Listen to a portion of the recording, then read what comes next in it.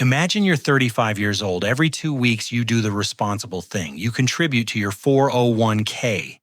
Maybe your employer matches part of it. You don't touch the money. You don't panic when the market falls. You just keep contributing year after year. And every time you look at your account, you feel a little better because you're doing what you're supposed to do. You're building your retirement. But here's the uncomfortable question.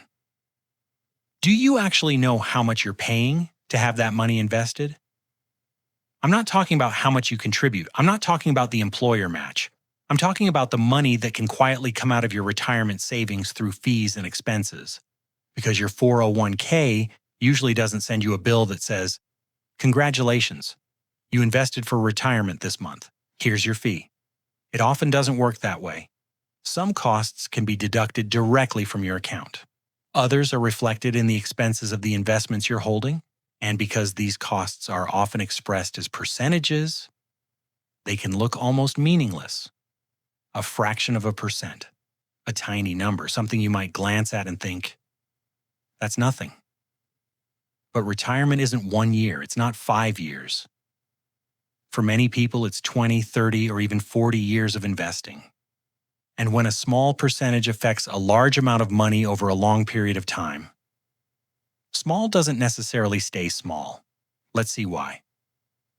Imagine two people. We'll call them Alex and Brian. Both are 35 years old. Both have $100,000 in their 401k. Both leave that money invested for the next 30 years. And for this simple example, let's assume their investments earn an average 7% per year before fees. Now here's where things get interesting. Suppose Alex's total investment costs reduce his annual return by about 0.5 percentage points, and Brian's costs reduce his annual return by about 1.5 percentage points. That's a difference of just 1 percentage point, 1 percentage point. It doesn't sound dramatic, but over 30 years, it can become a very big difference. At roughly 6.5% annual growth, that $100,000 could grow to around $661,000. At roughly 5.5% growth, it could grow to around $498,000. That's a difference of more than $160,000. Now, this is only a hypothetical illustration. Real investment returns go up and down. People continue making contributions. Fees vary from one plan to another, and different investments have different costs and risks. So this isn't a prediction of what your 401k will be worth, but it demonstrates something important. Fees reduce the amount of money that remains invested, and that means there's less money available to compound for your future. And that's where the first mistake comes in. A lot of people assume their 401k is basically free because they never see a bill. Think about it. You open your 401k, you see your contributions. You see your employer match. You see your account balance. You watch the balance go up and down with the market. But you don't necessarily see a giant warning saying, here's how much your investments cost you. So you assume there isn't much happening behind the scenes. But investment-related costs don't always arrive like a normal bill. Many are built into the cost of the investment itself. That means the return you're seeing is generally the return after those investment expenses have been taken into account. You don't necessarily feel the money leaving your checking account. You feel it through the amount of growth that remains in your retirement account. And psychologically, that's very different. If someone charged you $50 every month, you'd notice. But if your retirement account simply grows a little less than it otherwise might have, you may never notice. That's what makes fees so easy to ignore. Now here's the second mistake. Looking only at past performance. Imagine your 401k gives you two investment options. Fund A returned 9% last year. Fund B returned 8%. You might immediately think, Fund A is better. But that's not enough information. You also need to understand what you're paying for that investment, what the investment actually owns, what risks you're taking, and what you're getting in return.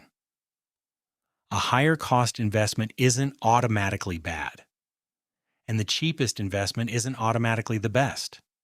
The goal isn't simply to find the investment with the lowest fee.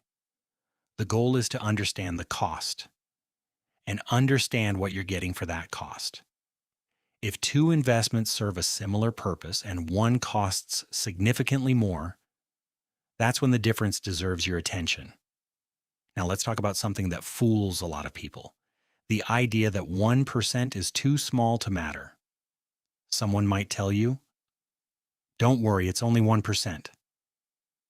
And your brain hears 1%, tiny, almost irrelevant.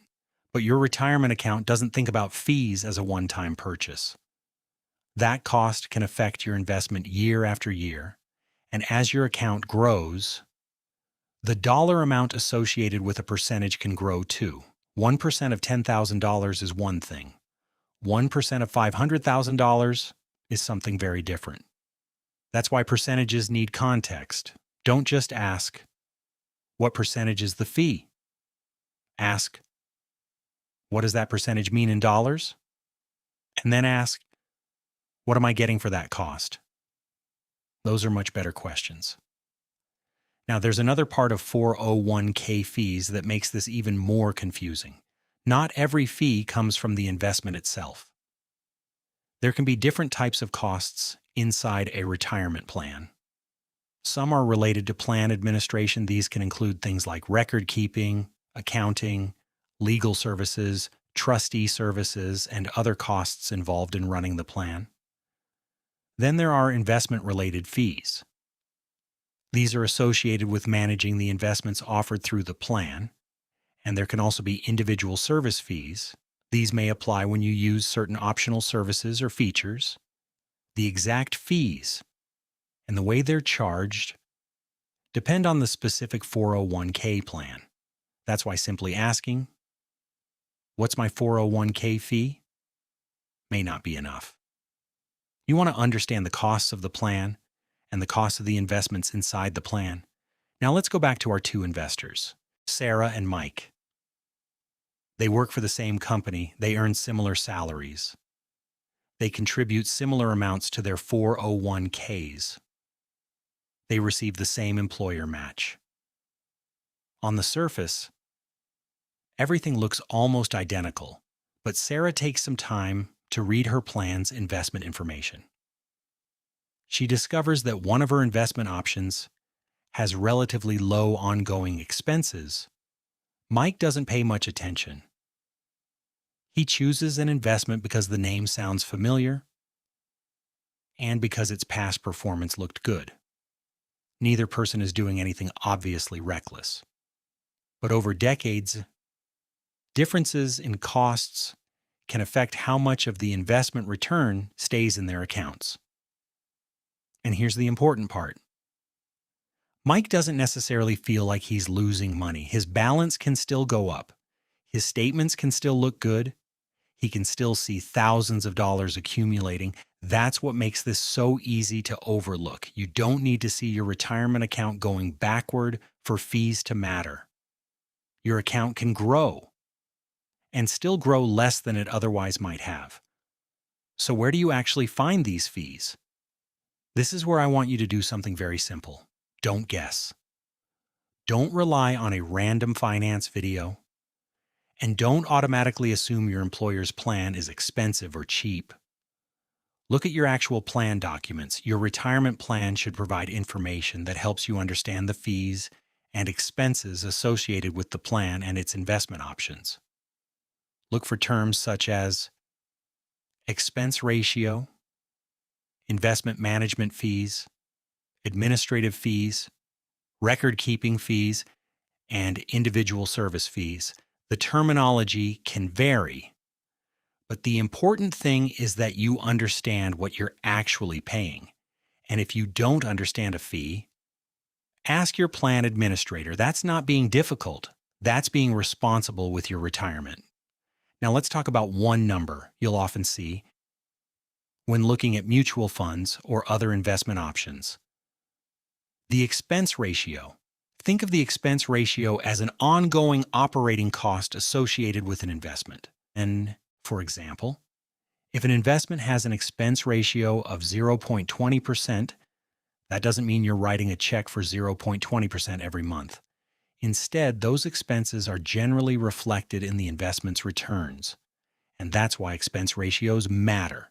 They can affect how much of the investment's return you actually keep. But again, don't make the mistake of turning this into a simple race for the lowest number.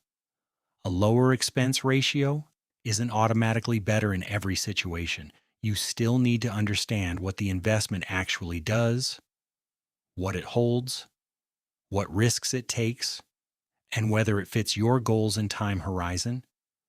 The goal isn't to eliminate every cost. The goal is to know what you're paying and make an informed decision. Now, here's something you should not do after watching this video. Don't panic. Don't open your 401k, find a fee, and immediately move all your money into whatever investment has the lowest number. That's not smart investing. That's reacting. Instead, slow down. Look at the investment, look at the fees, look at the risk, look at what the investment is designed to do, and then compare it with your other available options. Because retirement investing isn't just a fee contest, it's about balancing cost, risk, diversification, investment objectives, and your own time horizon. So here's the question I want you to ask about your 401k. If I invest this way for the next 20 or 30 years, how much of my potential return am I giving up to fees and expenses? That's a much better question than, is this fee high? Because a fee only makes sense in context. You want to understand the cost. You want to understand the investment. And you want to understand what you're getting in return for that cost. And here's the bigger lesson. The 401k fee problem isn't really just about fees, it's about attention. Your retirement account is designed to be boring. You contribute, you invest, you wait, you check the balance occasionally, and life moves on. That's exactly why small costs can be overlooked. Your mortgage sends you a bill, your credit card sends you a bill, your phone company sends you a bill. But investment costs can feel much less visible. And when something is invisible, people tend not to investigate it. That's why the smartest thing you can do isn't obsess over every fraction of a percentage point. It's simply to become aware. Know your fees. Know your investments. Know what services your plan provides, and understand how those costs fit into your long-term retirement strategy. Think back to our two investors. They both worked hard. They both saved. They both invested. Neither one was trying to make a bad decision, but one of them paid more attention to what was happening inside the account. And over a long enough period, that attention can matter, because building wealth isn't only about finding investments that go up. It's also about understanding the friction that can quietly reduce what you keep. Taxes matter, inflation matters, poor investment decisions matter, and fees matter. Not because every fee is bad, but because every dollar spent on investment costs is a dollar that isn't available to compound for your future. So tonight, open your 401k. Don't panic, don't change anything blindly, just look. Find the investment options, find the fees and expenses, find the expense ratios, and ask yourself one simple question. Do I actually know what I'm paying? Because if you've spent 10, 20, 20 or 30 years saving for retirement, you deserve to know where your money is going. This isn't about being cheap. It's about being informed, and sometimes the biggest improvement you can make to your retirement isn't finding a magical investment. It's simply stopping the quiet leaks you never knew were there. Decode money, build wealth, live freedom.